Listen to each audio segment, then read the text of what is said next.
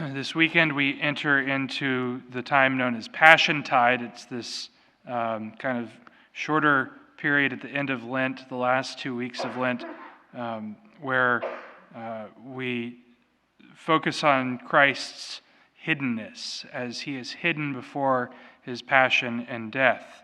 The images in the church are veiled, and we are reminded that Christ is in this period of silence. He's in this period where though, yes, certain people still see him, and yes, we had this episode in the temple, yet still nobody lays a hand on him because his hour has not yet come.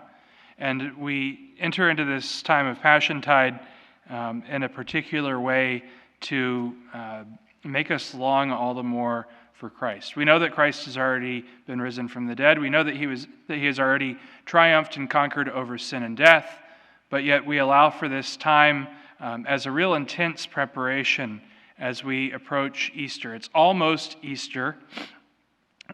We've been at this Lent thing now for 4.5 weeks, and for some of us, we can't wait for it to be over. For some of us, we're thinking, actually, this has been great. Maybe once Easter comes along, I'm just going to keep doing what I've been doing during Lent, and I'm going to be better off for it.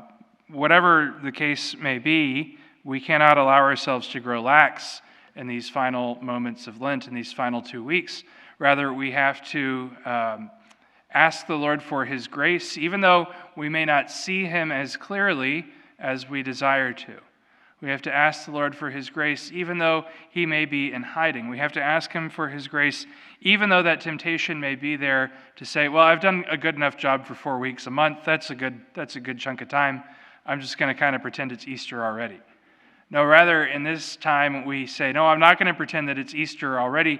Rather, I'm going to focus all the more on the fact that it is Lent. I'm going to enter in more to the suffering. I'm going to enter in more to the prayer, the fasting, the almsgiving.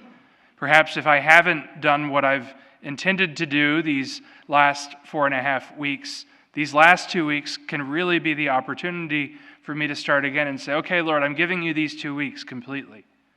I'm going to trust you. I'm going to really enter into prayer each and every day. I'm going to set aside that time. Or I'm going to deny myself something that I've wanted to deny myself, or that I've said I'm going to deny myself, but I haven't.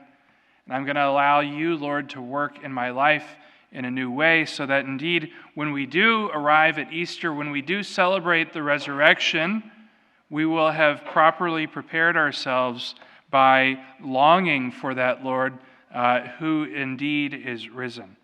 And so let us continue to pray, fast, and give alms during this time of Lent.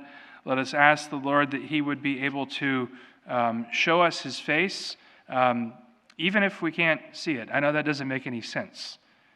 The Lord may show us his face even if we can't see it. That he may show us who he is. That we may allow the radiance of his face to shine upon us and to transform us, even if we wonder to ourselves, where are you, God, in my life?